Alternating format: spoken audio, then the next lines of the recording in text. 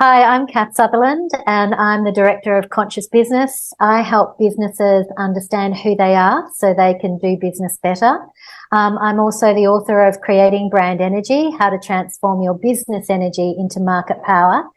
And today we're having a discussion about energy in business, and how being who you truly are will attract the right customers, relationships to you for business success. So I hope you enjoy.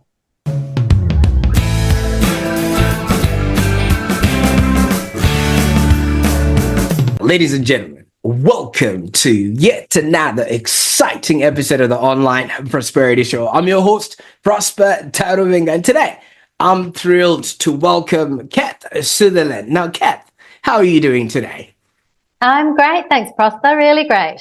Nice to be here. Absolutely. Well, the pleasure is all mine. I told you how excited I am about the topic we're going to be addressing today. And for those that are meeting Cath for the very first time, let me just remove you from that internet rock you've been hiding under, because Cath is no stranger to transformative business, having spent over 2 decades as a branding expert, business consultant, and an author herself. And in the year 2000, she actually founded Conscious Business, where she pioneered the creating of brand energy, a process which she now uses, and it blends the Eastern energy philosophies with traditional business frameworks that help clients to connect deeply with their core values and team energy. Now, if anything, we're going to be learning quite a lot, because these are some of the principles that so many people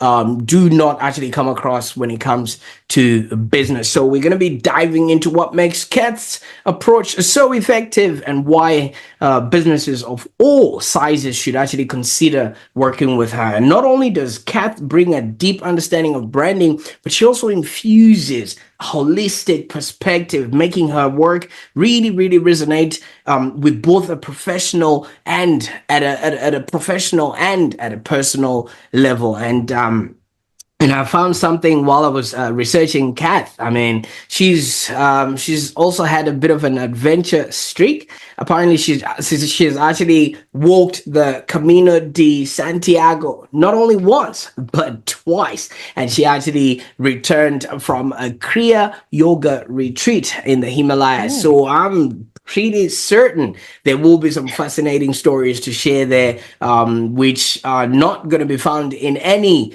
boardroom that you've probably sat in the last maybe 2 to 3 years. Now, let's get to hear about Cath's journey from radio and advertising to her now self-discovery and energy therapy, which has not only transformed her business, but also the people that she's worked with. Now, Cath, I could go on and sing about the accolades and everything else that comes along with it. And, we could run out of tape. Why don't you just take me out of this misery and let us know a little bit about your journey and, how East meets West. Yeah, well, you have done some social media stalking. I did just come back from both sides of the Himalayas. We went to the Hindu side. We went up to Badrinath, which is a very spiritual place for the Hindus, a spiritual pilgrimage place. And we were in an ashram for 10 days practicing Kriya Yoga. Kriya Yoga is a blend of It was introduced to the West in the 1940s by Yogananda, and he wrote Autobiography of a Yogi, which is a seminal book that the Beatles read, and Steve Jobs, when he at his funeral, he had thousands of people for his public funeral, but his personal funeral, he gave 30 copies of Autobiography of a Yogi to all the people who actually came to his funeral. And Michael Singer, who wrote Untethered Soul and The Surrender Experiment, he's a software billionaire. He's in his 70s now. He's also a Kriya yogi, and he lives in Florida.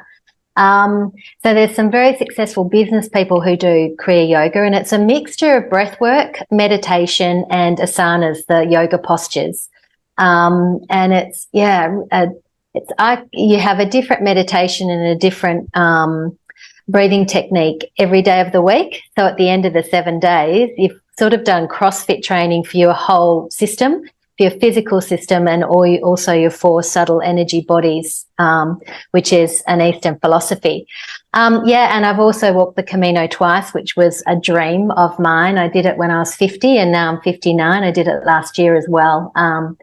When I first did it, our nieces, who were 15 at the time, said, "Oh, we'd really love to do that one day." And we said, "Well, when you're ready, we'll do it with you." So they grew into 21 and 22-year-olds. So we just finished walking with them, which was just an amazing experience. The Camino de Santiago is an 800-kilometre walk across the top of Spain. From Jean-Pierre-de-Port to Santiago, de Compostela. And it's an energy ley line along the earth, but a lot of people say it's also a celestial ley line. So it's a very, very energetic path. It's an ancient pilgrimage for Christians, but all sorts of people take the pilgrimage, tourists, spiritual people, religious people. And it's just magical. There's some magic that happens on that path. So, one of my core values is explorative. Because I'm all about exploring and trying to open perspectives on who I am, who my clients are. So the journey from East meets West. I left my last job, which was with Qantas. I was the marketing manager of Qantas's regional airline in Australia, which back in the 1990s, it was called Airlink, and that was the largest regional airline in Western Australia. We had ports in Western Australia, the Northern Territory, Queensland and South Australia, and then Qantas had other regional airlines around the country in South Australia, New South Wales, Queensland, Victoria. But Airlink was the largest, and in 2000 they all amalgamated to become QantasLink. But I was the marketing manager for Airlink for a couple of years, and I left that to start my own consultancy. And I thought, okay, I'm going to help businesses with their marketing. Going to facilitate them through their marketing strategies. But what I realized is a lot of businesses didn't have their business strategy organized to start with. So I was doing that and facilitating teams through their business and marketing strategies. And I had some personal challenges where my husband and I were trying to have children. And I tried everything. We weren't successful. We had 2 pregnancies that weren't successful. And so we've never had children. We tried to adopt, but that's a process in itself. But during that time where I was seeking and searching everything, and we tried IVF, we tried everything. And during IVF, I just wanted to, IVF and all of these treatments and trying so hard for something takes you on a roller coaster journey and really affects you mentally, physically, emotionally, spiritually, as you can imagine. So I got recommended to go and see this lady who did pranic healing and energy therapy. And after each session, I'd just come out of it like really grounded. And I felt like I was back to myself again. And I thought, I just want to learn so much more about what is this pranic healing? What is this energy therapy? So from there, I started studying it, not to be a therapist, but just to understand how it all worked and to understand that we're just not a physical body, but we're also an energetic entity. And it's our energy that fuels our physical body, and it's our physical body, that is our vehicle moving forward. And in Eastern philosophy, we don't just have this physical body, but we also have 4 subtle energetic bodies or koshas that through breath work we can cleanse with, our vital energy and come back to ourselves through and get a calmer meditation. So during the weekdays, I was facilitating teams through their business and marketing strategies. And on the weekend, I was learning these ancient Eastern principles and philosophies.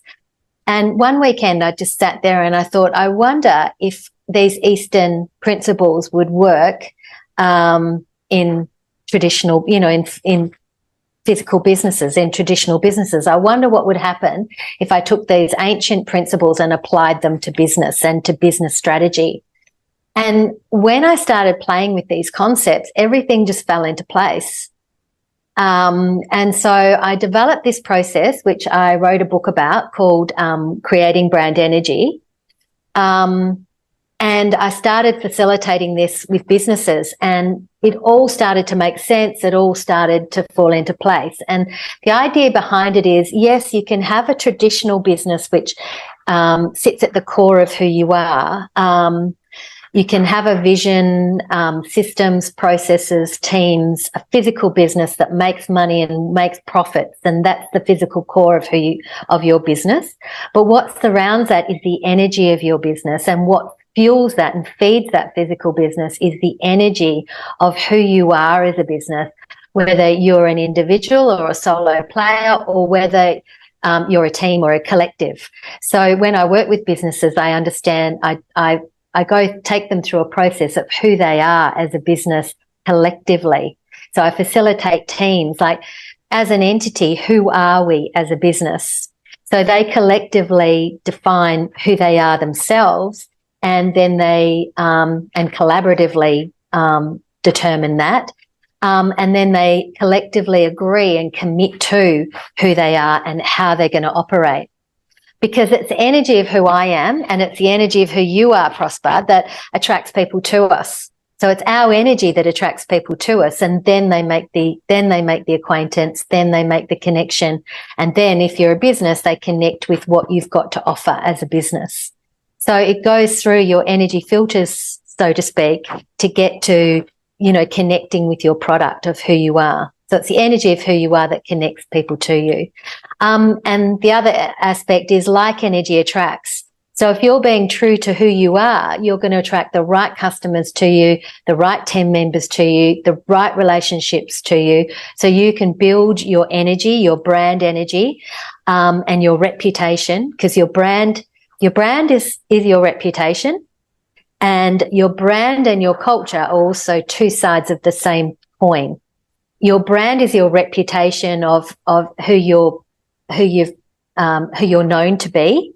And so if you were to walk into a room of a party, people would say, oh, there's Prosper, he's this, that, and the other. So that's your brand, that's your reputation, that's what you've earned as to be known by. And your culture is how you do things around here. So your culture is, this is how we do things in our business. And your culture determines your reputation of how you're seen in the marketplace, how you're seen every time you show up. So that's basically a quick overview of physical business, traditional business, and energy of your business. And when I first started, I started writing my book in 2006. So I started developing these ideas and concepts in 2006 and playing with them, facilitating them with clients and just seeing if they worked. And so I had a little, my clients were my guinea pigs. And it did, and they got a lot of out of it, which was fantastic. So when I did start that, I registered the company name Conscious Business in 2008, and I had a friend who was in advertising, and he said, well, don't do it. It's just, don't go there. And he was very successful in advertising. He said, conscious business, it's just too hippie la la, it's too far out, Brussels sprout, it's just too out there. And it's hard to believe, but this was the case in 2008.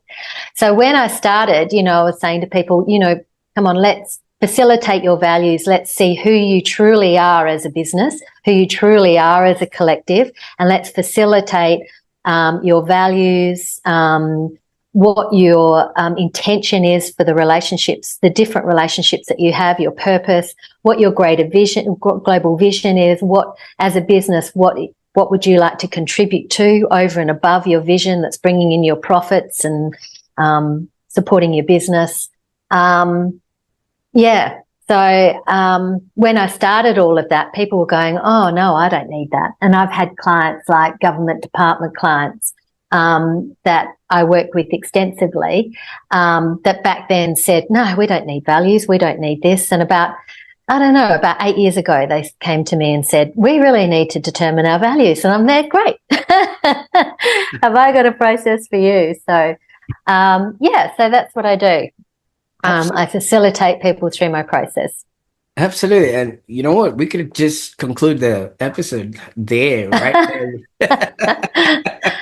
But I'm really fascinated, and thank you so much for taking us through this whole journey and how you've actually managed to blend these two together. But maybe let's just backtrack a little bit and then just really start exploring, because you did explain to us what drew you to the world of spirituality and exploring that part. I mean, obviously being an explorer yourself, but what drew you into the world of branding and marketing? Yeah, I mean, did you always know that this is where I want to be? Because it was Halloween just a few days ago, and my little girl was like, Dad, I want to be a witch. I want to be a witch. And I was just like, I hope this is not a career choice. This is just, Yeah, well, I wanted to be an opera singer when I was 8 or, young. So I do opera sing, and people, well, I haven't had any training, but yes, I do break into song on mountains and on caminos, and yes, in the Himalayas. Sorry, so what was you? What was I always interested in advertising? Yes, when I was young, when I watched TV, I was more interested in the ads than I was in the shows. So I used to be able to recite any advertisement. So I got into copywriting, and I started my career. I got accepted when I was at UWA University. I was doing an arts degree, and I saw an ad for the Australian Film, Television and Radio School to join up and do the radio program, the radio course. And this is when it first started. Oh, God, in 1986, I think I went, or 85. And there were 800 applicants, and I was one of 12 to be accepted, and I was the only one from Western Australia. And that was to become a radio announcer, copywriter, creative director of radio. And I said to the guy who interviewed me, I said, look, I just love ads. If I can be a professional voiceover or, write ads, and if that's where I can get into, then I'd love to do this. And he said, absolutely. So I went from the Australian Film, Television and Radio School, and that just leaps you into capital city radio stations. So I was a creative director at 4BK in Brisbane. And the creative director, I worked at 3XY in Melbourne way back. I don't know if you remember the XY Zoo and 3XY. Our general manager moved and he started up Triple M in Melbourne. This is how old I am. But had a lot of fun for 8 years in different radio stations, 94.5 here in Perth, all over Australia, writing ads, directing production, and I was also a professional voiceover for ads as well. So that got me into the advertising business. And then I left that and had a number of marketing management roles, my last one being with Airlink, which was Qantas's largest regional airline at the time. And then I jumped out and started my own business. So love ads, love creativity, love having fun in that side of things. So, so it was a progression from that. So always loved branding, always been in the marketing space. Always very interested about how and why businesses do what they do. But with the key thing that I saw with traditional business, they have the same problems. They don't understand who they are to start with, who they truly are. They think they need to step out of themselves and be something different to be appropriate for their industry, to be appropriate for they change themselves for what their clients want. But a lot of the times, and this is what traditional business tells you, it says, find out who your customer is, what your customer wants, and then be that for them. Mm. And that's like, in any relationship, if I, saw a, handsome guy and I'm there, who is he? Who does he want? What does he want? I'll be that for him. Then the relationship is not going to work, because I'm not going to be able to sustain being something I'm not, forever. So with what I teach is who you are, who you naturally are, and who you naturally are being, is your true self. So you might, and that is your differentiation. Because a lot of businesses are going, okay, we're doing all the right things, we're talking in this jargon or in this language in this industry to fit in and to show we're professional in this industry. We're turning ourselves inside out and creating these products for our clients, but we're lost. We don't know who we are. We're the same as everyone else in our industry.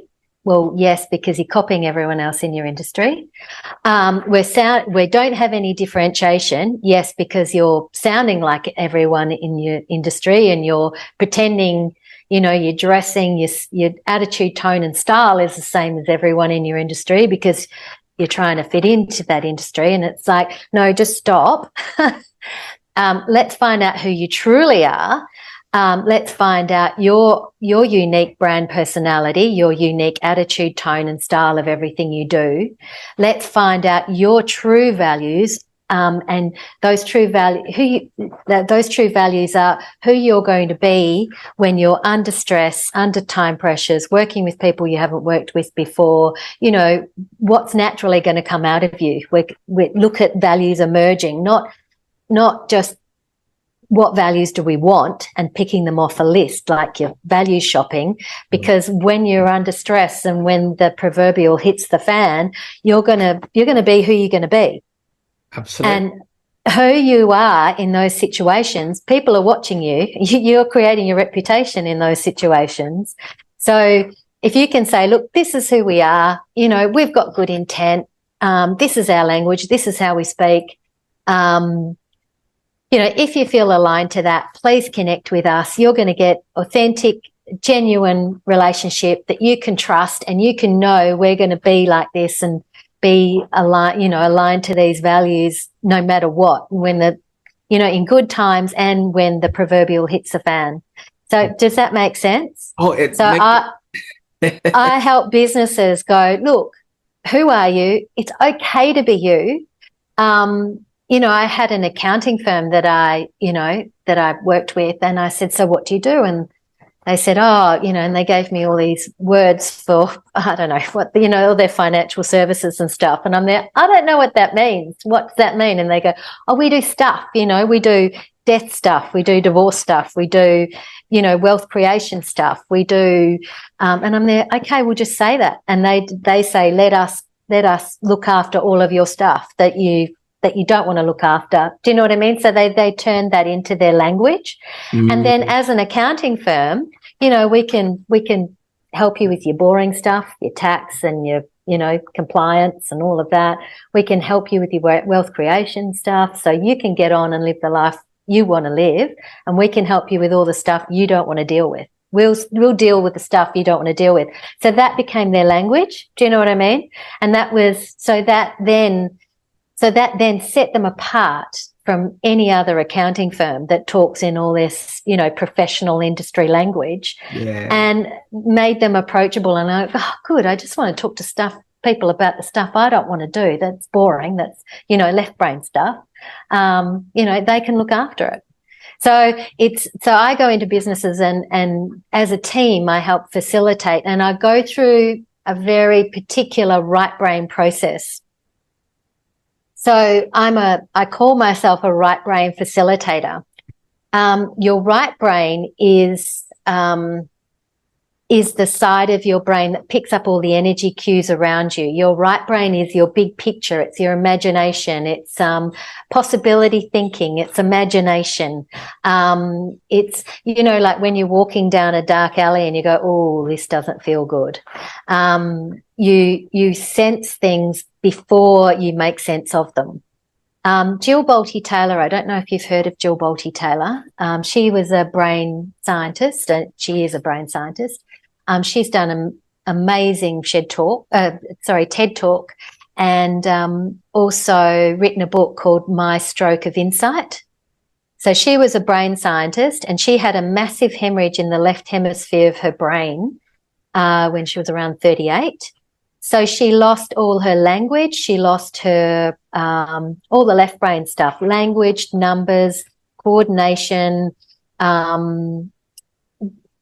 sense-making systems. She said she even lost the boundaries of her body, and she felt like she was just a fluid floating in the universe.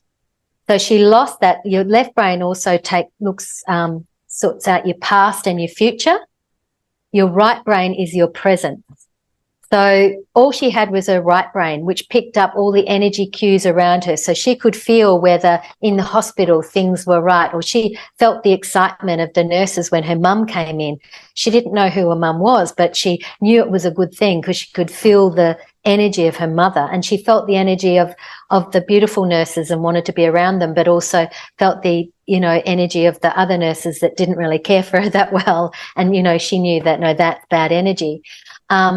So your right brain is actually being in the present, being in the now. And she said a lot of people think that we are thinking beings who feel, but biologically we are feeling beings who think.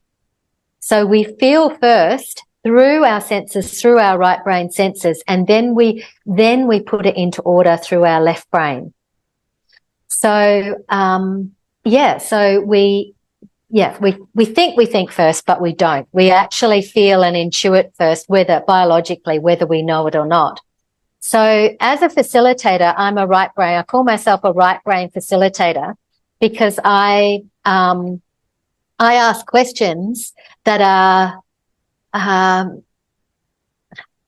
that people don't know where it's heading to. So I ask all these right brain questions. So, you know, like if your business was a person,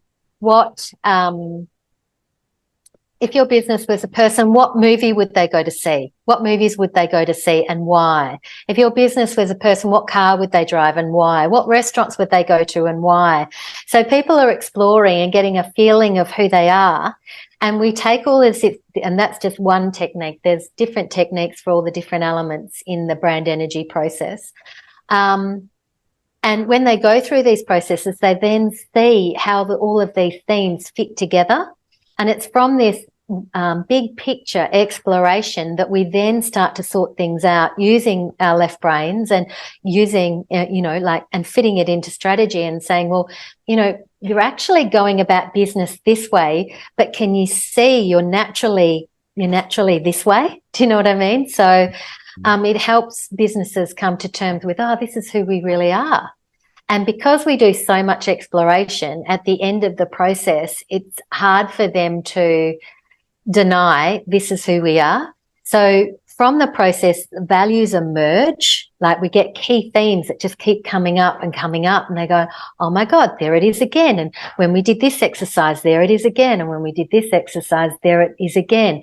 So we're not picking values off a list, because I think picking values off a list is very suggestive. It's very left brain. It's very, what value do we need for our industry? We get back into that traditional programming that we've had in business. What value do we need in our industry? Yeah, you know, our competitors are saying that. Well, we're that as well. So we need that. Do you know what I mean? Like, so our left brain starts organizing things before we've had the opportunity to really explore things. So through this exploration, values emerge that are your true values. And the values that I help businesses uncover in who they truly are, those values are general values. So my values are like explorative, creative, playful, spiritual, natural. They're my 5 values. And it doesn't matter if I was to change business tomorrow or change products tomorrow. Those values are, I'm always explorative. I have a spiritual understanding. So I'm about helping people get into the flow. I'm about being accepting. I'm about detaching from things that aren't part of my energy. Do you know what I mean? So, and these values can be used in everything I do as a business, everything I do in life. And it doesn't matter. My values aren't unattached to my business at all, but they're general values. And through the process as well, we also come up with the true meanings of those. So the values are in your words. Like I uncover a business's unique language. So we use their unique language because that's part of their differentiation. That's how they normally speak. So if the client's going to contact them, they're going to talk in that language. So we use that, like get rid of all this jargon. That's, your language, your tone and style is part of your differentiation and it's who you truly are. So we uncover the values and we create the meanings around those values.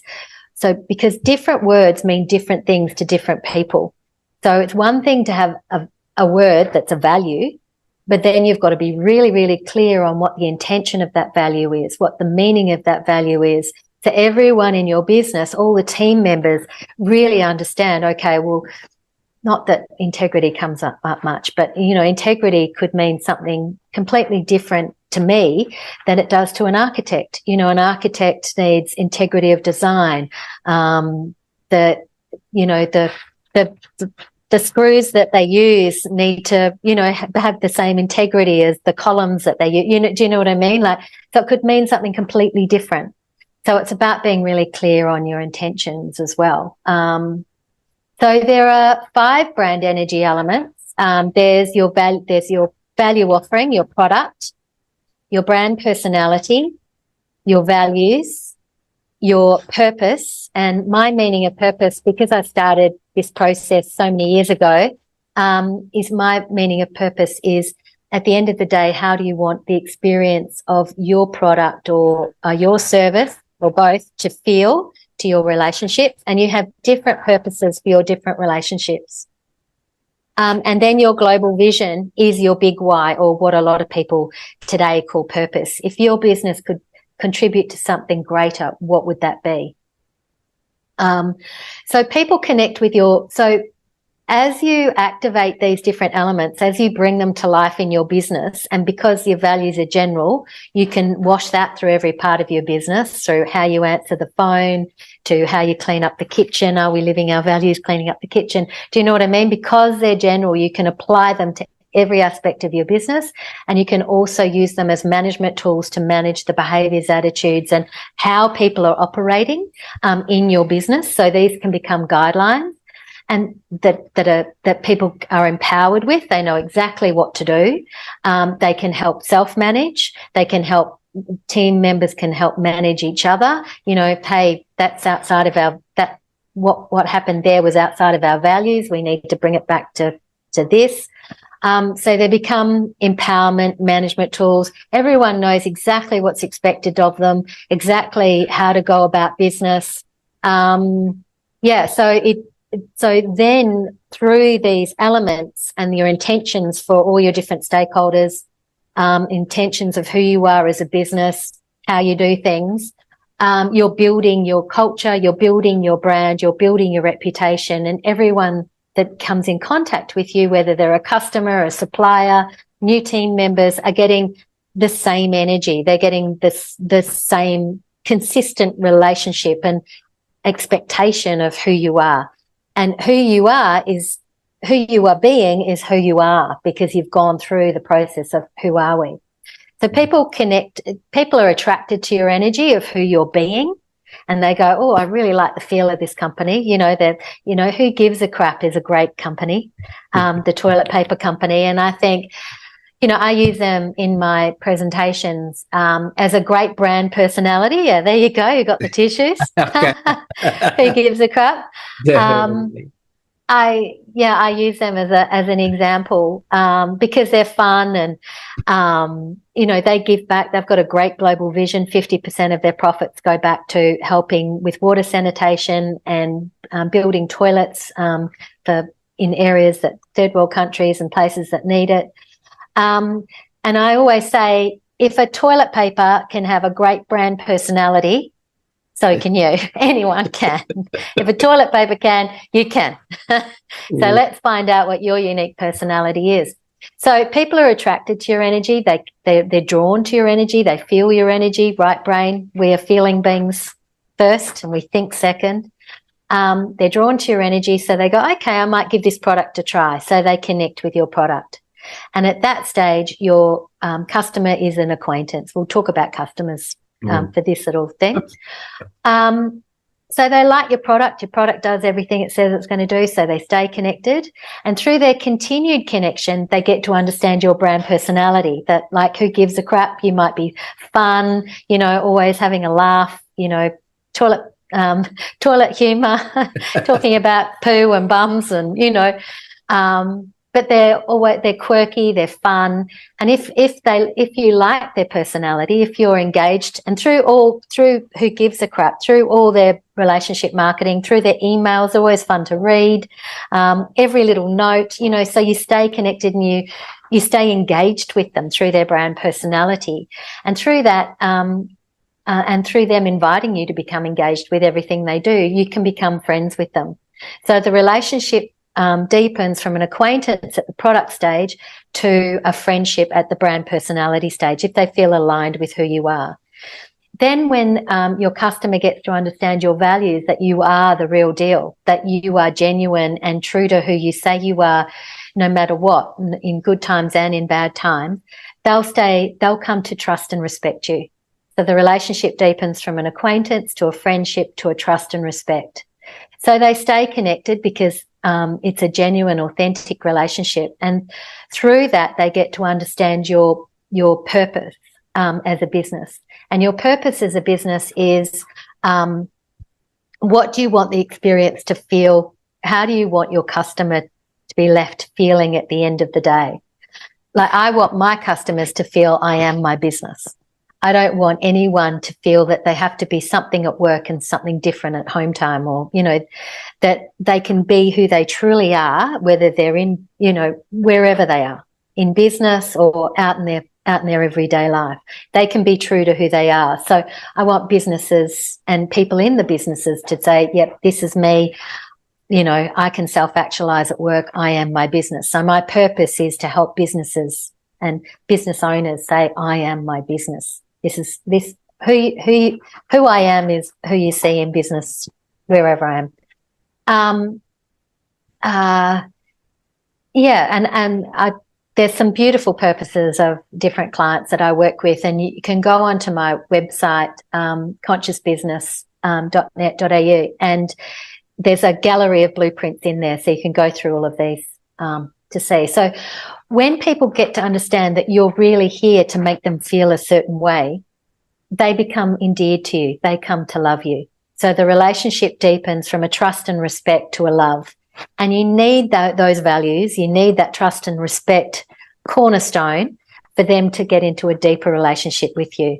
So everything you do is about helping your customers and clients to feel a certain way, and you define what that is, and it's one singular thing of what that is. So they stay connected with you because they love you, and through that continued connection, they get to understand your global vision, that you're not just here to make loads of money for your business, that you're actually contributing to something greater, like Who Gives a Crap? It's contributing.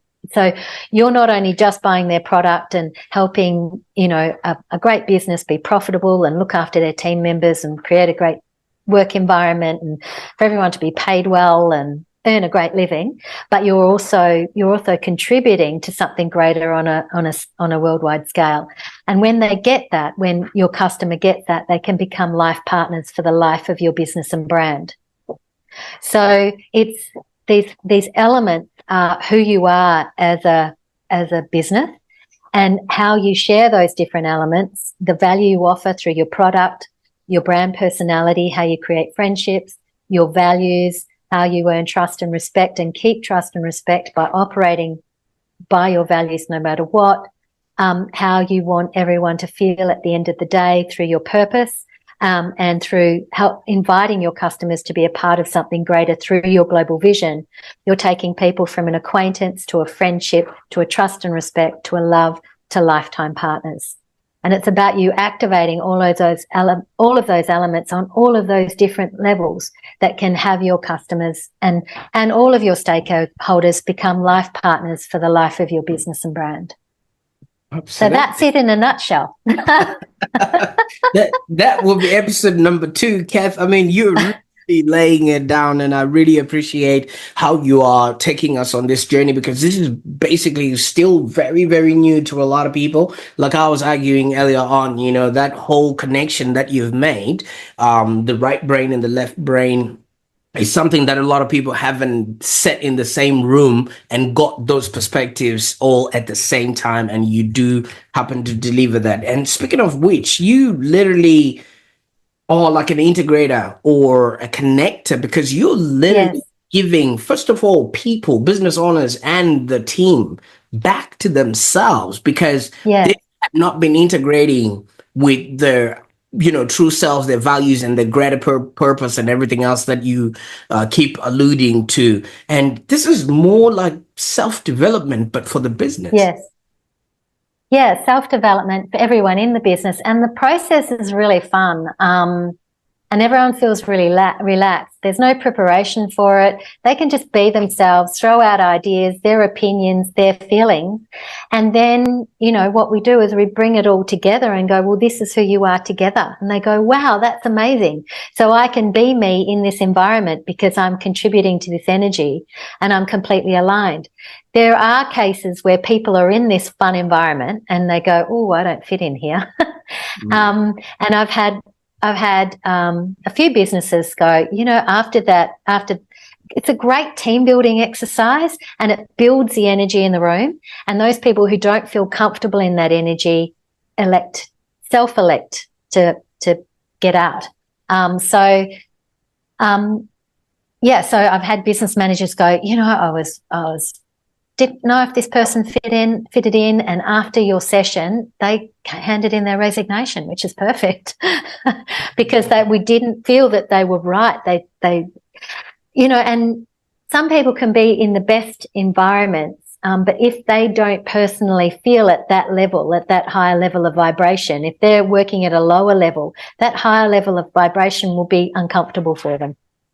Just as higher level vibrational people are uncomfortable in low level frequencies, the opposite occurs. So that's where this process, if you really understand your energy and you live that in everything you do, you're going to build the energy of everyone who's aligned with that energy within you and help those team members self-actualize in that energy.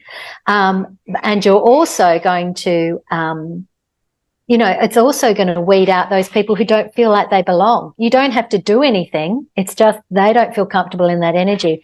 They might not consciously know why. It could be a subconscious thing. It's just, it just doesn't feel right. And off they go, which is perfect, perfect. And that's where, if you're pretending to be something you're not, you're going to attract people who are not you. Absolutely. And that's going to cause more fracas. That's going to cause more inefficiencies, more glitches in the matrix. It's just going to make a lot rougher. Whereas this way, you're going to get into, helps everyone get into the flow and build their energy and self-actualize at work. Now, Cath, indulge me here a little bit, if you mind.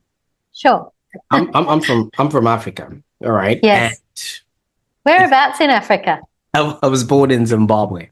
All right. Oh, fabulous. Yeah. I've climbed Mount Kilimanjaro. Wow. Jeez, what height haven't you scaled? Oh, that's Tanzania. Sorry. But yeah, but Yeah. Oh no, Devil's Falls, above Victoria Falls. above the I've Victoria been in Falls. that pond. Yeah. There you go. Now you're getting closer to home. And Two, and two I lived for kilometers. 3 months in Kenya doing community work. Sorry, Absolutely. that's in a past life as well. I was actually gonna go there, but obviously you've brought it up. But Kev, like I said, just indulge me here a little bit. What you're bringing to the table is somewhat, for lack of a better term, somewhat of a rite of passage. Hear me Yeah, out nice. here a little bit. Where when I was growing up, the elders of the village would sort of call you up when you're like 13, 16, and I assume you'd understand where I'm going with this, and they will Yeah. proverbially tap you on the shoulder and then tell you it's your turn to lead.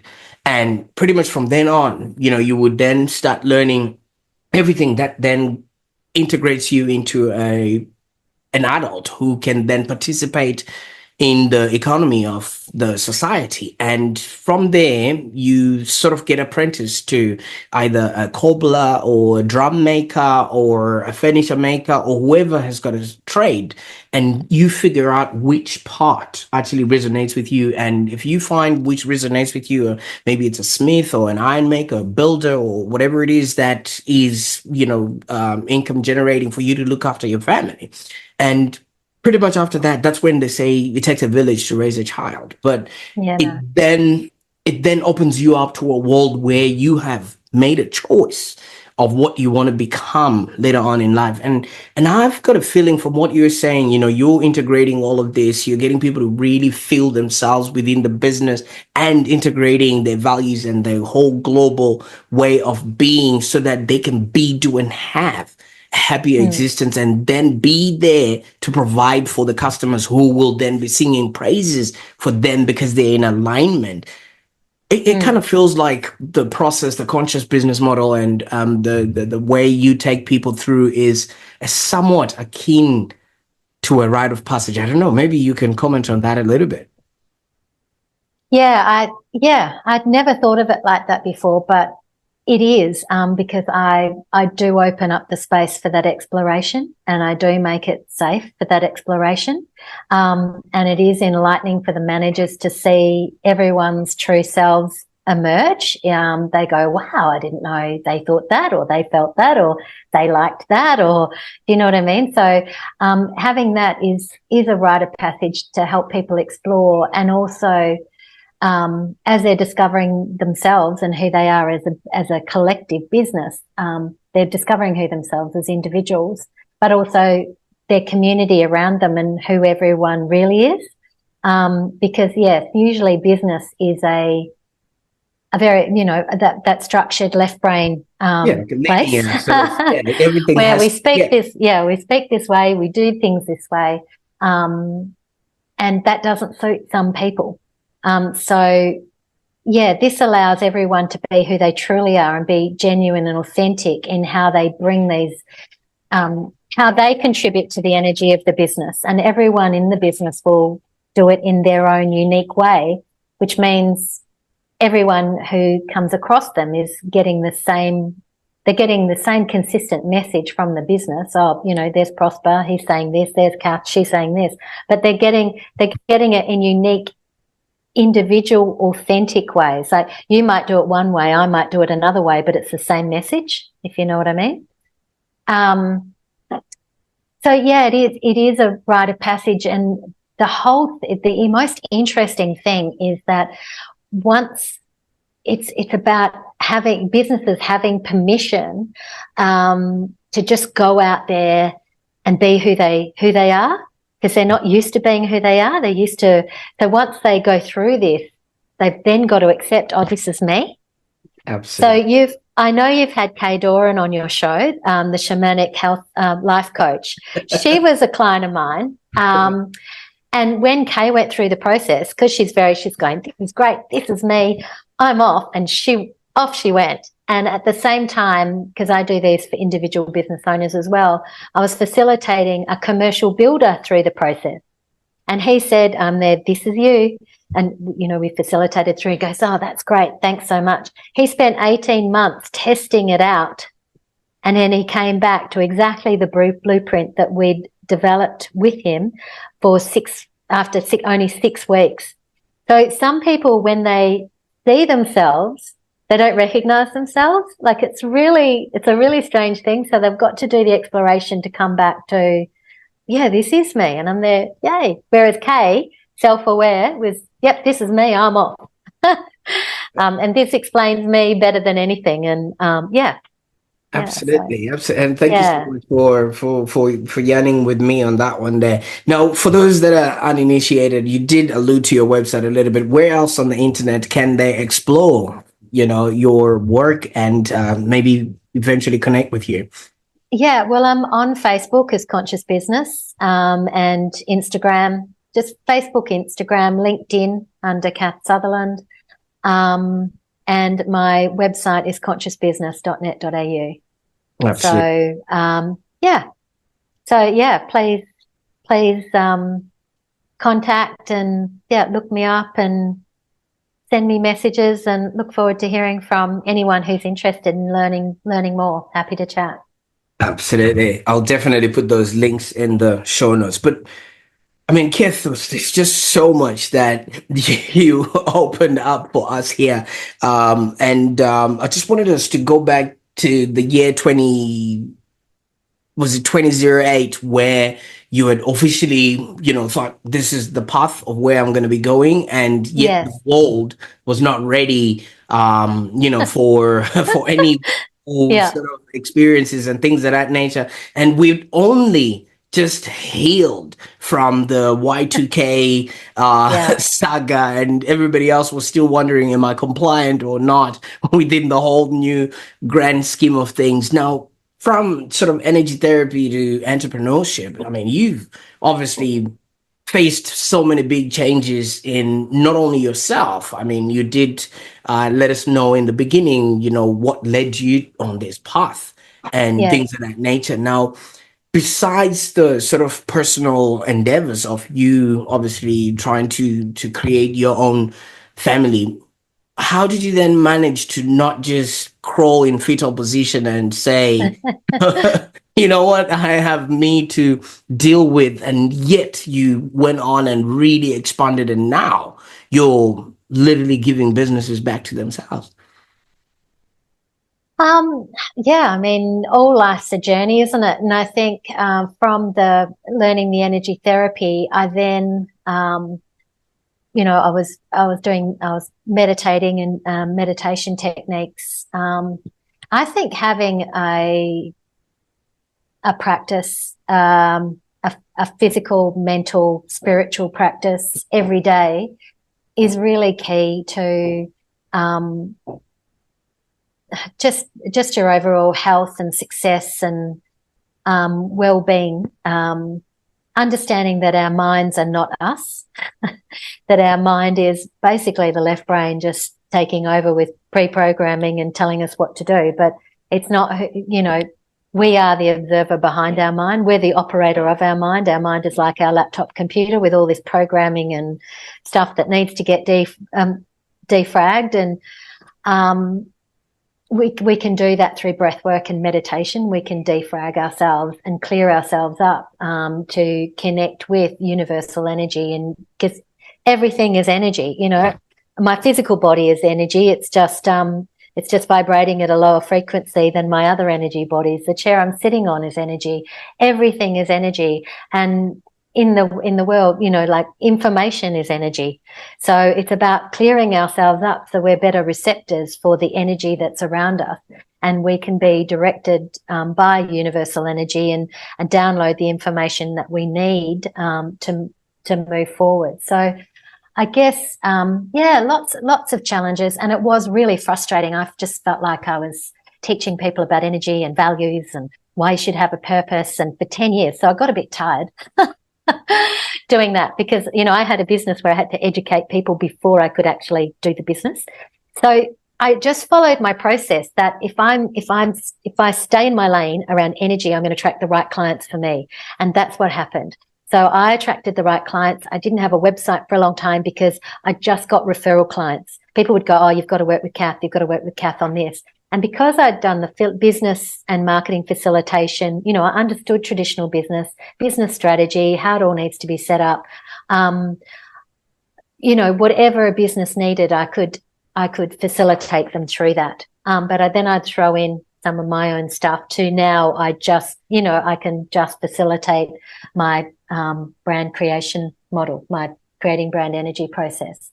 But if anything else comes up that's blocking a business, I understand the left brain side of things, so we can work through that. I don't know if I've answered your question, but yeah, I think the biggest thing was having to educate people, but that process helped me stay in my lane and be true to me, because otherwise I think I would have lost myself if I tried to, I had to live my truth and stick by it. And I was given a big test over 10 years of doing that. And it worked out fine. Even though I was frustrated at how long people were taking. But I'm writing my second book now, which is an extension of this first model. And the working title is Activating Business for Good. So it's about taking your energy and, activating business for good. Cath, you do realize you've just committed the ultimate sin on the Online Prosperity Show right now, right? Have I? What's that? Well, you did not mention an upcoming book and not pledge to come and launch it and share it with us when it's published on Sure, I can do that. You might have to wait a year or two though. Because like my first book, it's all well and good to have theory, but you need to have case studies. I felt with my first book, I've got case studies in this book, and the case studies are M.E.D.I.A, the cleaning products, Morrison, the fashion label, Boost juice bars, Kayla's jewelry, Kayla's pearls, and there's a beautiful bush camp in the north of Western Australia called Faraway Bay, the bush camp, and they were a mum and dad run operation. And through my examples in the book, I just wanted to show it didn't matter how big your business was, what type of business it is, that this process works universally through any type of business structure, no matter how big or small. Yeah. Absolutely. And so this next book, I need the case studies. So that's what takes me time. And I've got Who Gives a Crap on my radar. I definitely want them in my next book. Absolutely. And it also opens you up to the viewer who's watching right now. If they do have a case study that Cath could actually, sink her teeth into, I would think it will be remiss for you not to reach out in order for you to collaborate with Cath in order to get that going. Now, Cath, Perfect. I mean, obviously, like you just this, I'm out of words here. This Pandora's box, that onion that just keeps opening up layers and layers and layers. The big onion. Absolutely. You did obviously, touch my heart a little bit by having been in the same location as I was sort of born in. The Victoria Falls, the majestic 2-kilometer stretch of water that seemingly just doesn't stop throughout the whole year, and nobody really knows where it comes from. I mean, obviously there is, sources and things, but you're a well-traveled seeker. I mean, from Texas to Kenya to Europe. You've even told me about Kilimanjaro and things of that nature. Now, have any of these global experiences really contributed to a unique insights and inspirations to the philosophy that you now have? Because it's all now so many influences: the yoga, the breath work, the marketing itself, the branding, and you started off with Steve Jobs and things of that nature. But at the end of it all, I'm now seeing a little bit of a unique thread in what you do, which is basically, I feel like you're an integrator of all of these things. So many people that I've spoken to never left Victoria, Cath. They've never left their suburb. They've never left the place where they go to. So the only thing they know is trams and maybe an airplane flying across their home if they're in a sort of airline path. But you've immersed yourself in all of these, intricate things, have they really influenced your insights and inspirations to your philosophies and methods? Absolutely. I learn with everything I do, and with the seeking. Yeah, climbing Mount Kilimanjaro. What is it? 19,000 feet. Yeah.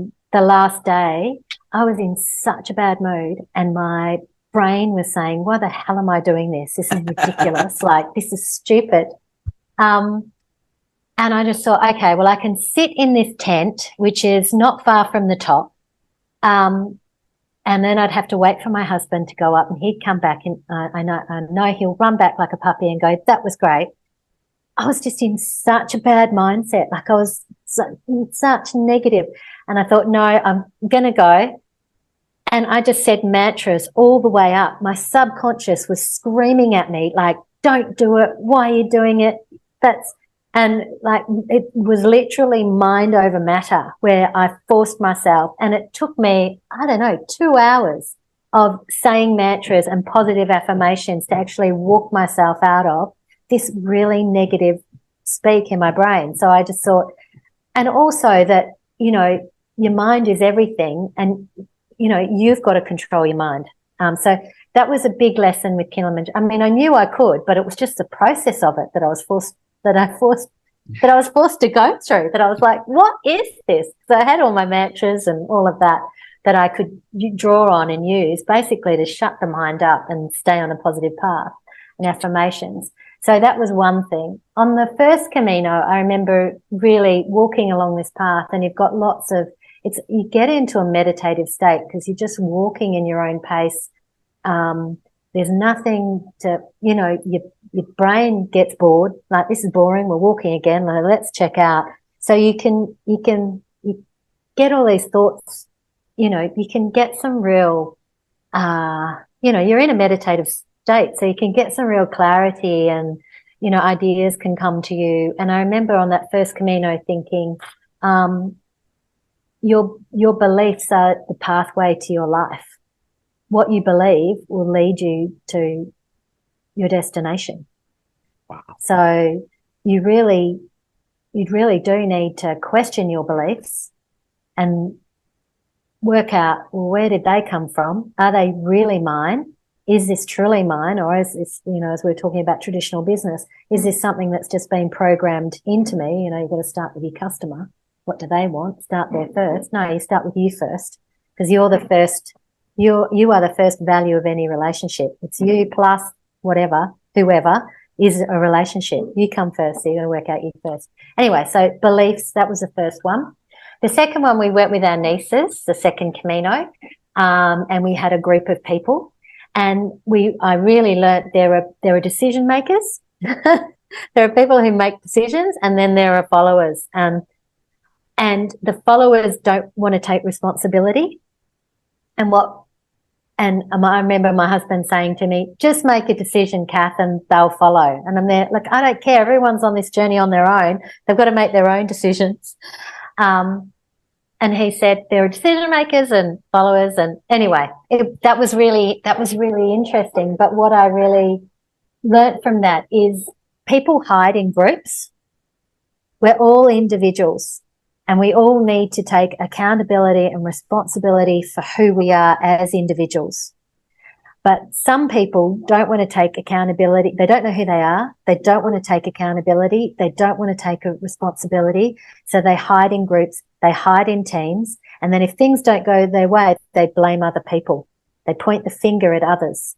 And it's no, you're accountable. You're responsible. If you're not happy, stand up, make a decision. So yeah, it was that realization, gee, people really do hide out in groups, but groups aren't really a group. Groups are individuals together, and everyone needs to be accountable and responsible for themselves. So that was like, just with the group dynamics and stuff, that was an amazing realization. And going from the Hindu side of the Himalayas, I'll just give you one more example that I learned from everything I do. Just going from the Hindu side, where, the Indians on that side are impatient. They push people out of the way to get to where they're going. They've got microphones in the temples, and they're rah, rah, rah. And it's just like, whoa, there's just so much energy and so much going on the Hindu side. But when we went to Ladakh, the Buddhist side, what came out of the sky, came out of the people, was compassion. It was just compassion for the earth. Like, we drove from the airport to our accommodation, and I think I saw 3 pieces of rubbish in that, whereas there was rubbish everywhere on the other side. People were patient. It was quiet. People respected each other, took time, and just, my trip to the Himalayas, I'm bringing back some amazing techniques and disciplines from the Hindu side of the Himalayas. And that was great, because it was about, this is all surface level that we can get distracted at, but the energy of the place has a much deeper level that you can sink down to. And even though this is all happening, you can find incredible peace down here. And this is symbolism for our life.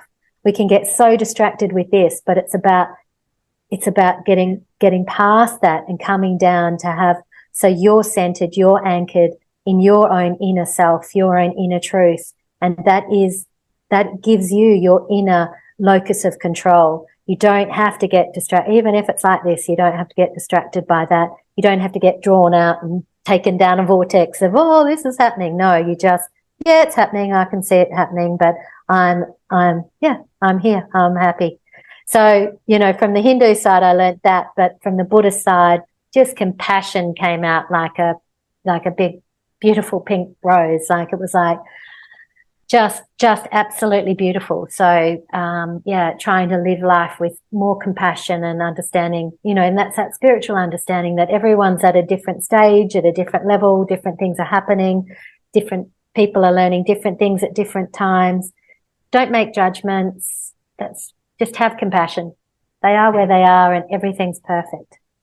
Absolutely. Absolutely. Yeah. Wow. See, all of this was happening for you. I mean, not only so that you obviously go through what you're going through, but just so that you'd one day have a good story to tell on the Online Prosperity Show. So there you go. But Kath, all of this has been, obviously, it's been one long journey that has been punctuated by, a few excursions to the Himalayas and, obviously Kenya and all the other places you've been to, et cetera, et cetera. But you sort of hinted to us where this journey sort of started. The 8-year-old opera singer.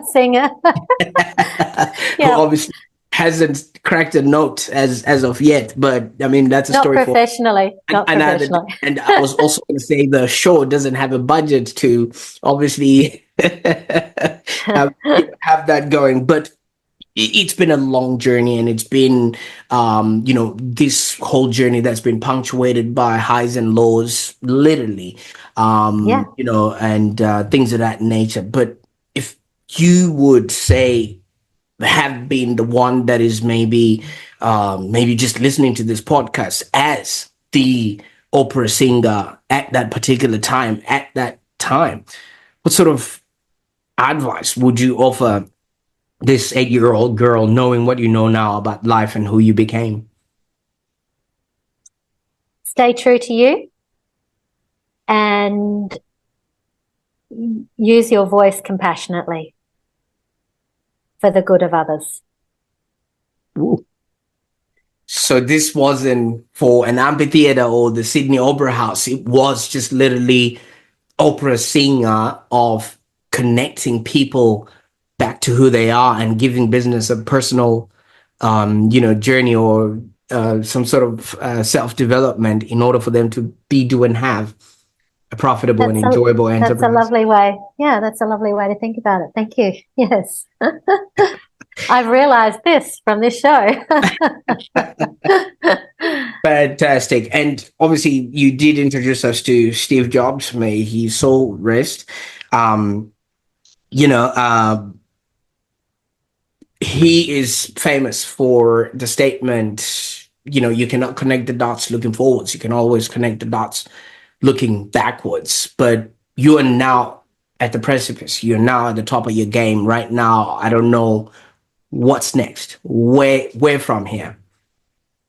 Yeah, well, I'm concentrating on my next book, Activating Business for Good, Right. and continuing to facilitate. So that will mean that I will be testing out my clients once again with the new information that I'm working through in how do you do a better job at activating your brand personality, your values, your purpose, and your global vision through everything you do. Yeah, and where that leads business. So yeah, it's I'm exploring once again. Yeah, and I get excited about the insights. I get excited about the creative process. So that's what keeps me passionate and keeps me going over the lumps and bumps of my life. Yeah, but I think over my journey, I've learned some really great techniques to put things in perspective and to center and ground me when I need it, and hopefully the awareness to be able to stay with that inner locus of control and be objective and not get attached to things that aren't going to serve me. Absolutely, absolutely. Yeah. Well, Kath, you could have warned us that this was going to be a masterclass in Oh, self-personal thank you. development. I could have worn a different shirt, but see, I can't thank you enough for the time and just the experience of having you on the show. I really feel like we haven't even started, and with the sort of insights and enlightening conversation that we just had, I think you really have ignited that need for people to really check you out and see how else they can proceed with the journey. I mean, the little that we could do in the short amount of time that we spent together, it's not short. For those that are watching right now, thank you so much. And I really do understand it's the energy that has brought you to this part of the journey, and that should say a little something about who you are becoming. Not only are you a subscriber of the show, but it's conversations like this, that are filled with journeys, insights, and energy that literally shape the people we are becoming. So Kath, I can't thank you enough for having graced us with such a unique and remarkable experience and exploration into your world. It was a pleasure. Thank you so much. And yeah, if you go online, there's models and things that you can download, and you can also pick up a copy of my book, or that's also available digitally on Amazon. So yeah, thank you so much. It was a pleasure. And yeah, thank you for your insights as well. Well, fantastic. I mean, I was only feeding off of what was being delivered, so you can only imagine how things of that nature sort of work. But for those that are watching right now, yet again, thank you so much. I did say it was going to be an exciting episode, and I think this has now become a remarkable episode, which I would encourage. If you're ready to really explore a more conscious approach to your business, be sure to reach out to Kath for more of her creating brand energy process. I know we didn't cover even the slightest of what she actually does, because obviously we left that to your own imagination and exploration, as is part of Kath's values. But if you did enjoy today's discussion, don't forget to hit subscribe to the Online Prosperity Show. And obviously, I'd encourage you to give this episode another watch, because maybe you wanted to just get to the end of it, but now sit back and actually watch, taking notes, so you can actually feel the energy that came when we were creating this particular episode. And because I know we've covered powerful ideas that can only make a real difference in how you actually approach your brand and business alignment. And if you got everything that you think you needed in this episode, why don't you share this with a particular friend or a business owner that is not finding alignment within their business? It could be the best thing that you could have done for anyone this particular year. Until next time, stay tuned for more inspiring conversations on the Online Prosperity Show. Bye for now.